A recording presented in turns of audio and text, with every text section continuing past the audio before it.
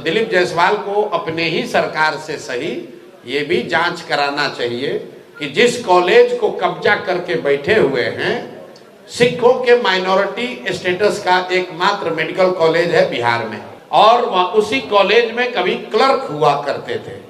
उस कॉलेज में जो उसको बनाने वाले थे सरदार करतार सिंह जी, उनकी संदिग्ध अवस्था में मृत्यु हुई है और ये साहब आज उस कॉलेज को कब्जा करके बैठे। अब दिलीप जायसवाल पहले बताएं कि जिस कॉलेज के तुम मालिक बन के बैठे हुए हो उस कॉलेज पर कब्जा कैसे किए हो, ये बताओ। और ये बताओ कि पिछले 25-30 साल में उस कॉलेज से बिहार के कितने नेताओं के बच्चों ने मेडिकल की डिग्री हासिल की है। इस आदमी का पूरा राजनीतिक कैरियर, ये गलत जगह इन्होंने बटन दबा दिया है। ये समझ रहे हैं कि हमको डरा देंगे। मेरे भाई, अब आप अभी 2-3 दिन के बाद मैं डिटेल प्रेस कॉन्फ्रेंस करने वाला हूँ इस कॉलेज की, इनकी यात्रा पर, कि ये कैसे उस कॉलेज के मैनेजमेंट कमेटी में घुसे, अपने बहू को जो सिख है उसको उसका इंचार्ज बना दिया है। भाई, उस कॉलेज का मालिक कोई सिख ही हो सकता है। और पिछले 25-30 साल में सरकार चाहे जिस किसी की भी रही, यहाँ बहुत सारे युवा हैं, मेडिकल में आपके बच्चों का एडमिशन होने के लिए आपको 4 बार 5 बार टेस्ट देना पड़ता है। और ये जो कॉलेज है जो इनके अध्यक्षता में, इनके मार्गदर्शन में चल रहा है, इसमें बिहार से के कितने नेताओं के बच्चों ने, उनके भांजों ने, उनके भतीजों ने, उनके भाइयों ने मेडिकल की डिग्री हासिल की है। ये रिकॉर्ड दिलीप जायसवाल को जारी करना चाहिए। नहीं करेंगे तो हम जारी करेंगे कि आप देखिएगा कि कोई नेता किसी दल का बचेगा नहीं।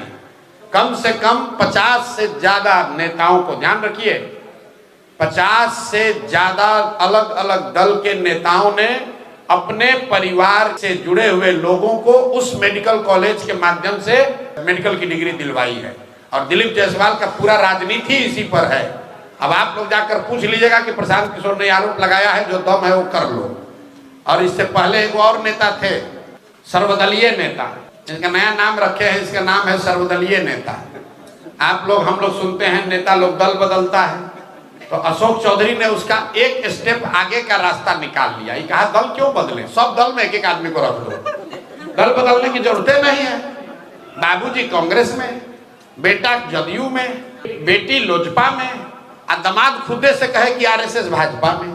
तो भाई कोई दल बचा नहीं। हमने कहा एक आरजेडी बचा है, उसमें भी परिवार का कोई रख दो कि कोई भी जनता कहीं वोट दे तुम ही रहोगे। तो ये 3 गो जो नेता है, ये दिलीप जायसवाल भाजपा का यहाँ अध्यक्ष, ये बताएं कि मेडिकल कॉलेज जिसके ये मालिक मुखिया बने हैं, किस आधार पर वहां पहुंचे, करतार सिंह जी के साथ क्या हुआ, और उस मेडिकल कॉलेज में पिछले 25-30 सालों में कितने बिहार के नेताओं के परिवार से जुड़े हुए लोगों को मेडिकल की डिग्री दी गई। दूसरा, ये सर्वदलीय नेता अशोक चौधरी, ऑलरेडी मैंने कहा है, पूरा बिहार जानता है कि इन्होंने टिकट खरीदा है, ये मानहानि का मुकदमा किए हैं, तो यहाँ से लेकर सुप्रीम कोर्ट तक लड़ाएंगे। आजकल भागे भागे फिर रहे हैं। और तीसरा एक है मंगल पांडे, जिनके काल खंड में पूरे बिहार में स्वास्थ्य व्यवस्था में खाली अमंगल ही हो रहा है। बोला कि हमारा मंगल काल चल रहा है, हम बोल मंगल काल उसका खुद का चल रहा है, पूरे बिहार के लोगों का अमंगल काल चल रहा है। क्यों बोल रहे हैं समझ लीजिए, तीनों को क्यों चिन्हित किया है। ये दिलीप जायसवाल अभी राजस्व मंत्री थे। ये जो जितना लैंड का डिजिटाइजेशन हुआ है, सीओ बीडीओ के ऑफिस में जो भ्रष्टाचार फैला है, ये पैसा कौन ले रहा है भाई।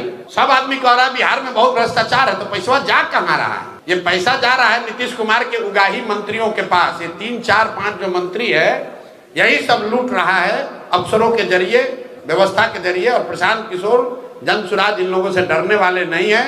केस करना है केस करो, आके मैदान में चुनाव लड़ना है चुनाव लड़ो, कोई डरने की बात नहीं है। इनके मुखिया पर, नीतीश कुमार को के बारे में मैंने कहा है कि भाई ये आदमी मानसिक तौर पर अस्वस्थ हो गए हैं, इससे बड़ा तो कोई मानहानि नहीं होगा।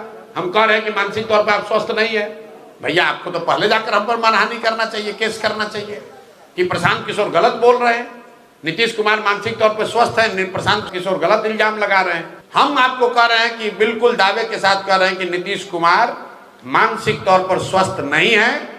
अगर हम बात गलत कह रहे हैं तो किसी मेडिकल बोर्ड को बैठाकर जांच करा लीजिए। अगर उससे भी नहीं भरोसा है तो थाने में केस कर दो, उससे भी नहीं भरोसा है तो जाकर कोर्ट में केस कर दो। हम डरने वाले नहीं हैं, सत्य को कोई डरने की जरूरत नहीं है। इनका पोल खुलने ही वाला है और जनता रोज देख रही है। इन लोगों का आखिरी समय आ गया है राजनीति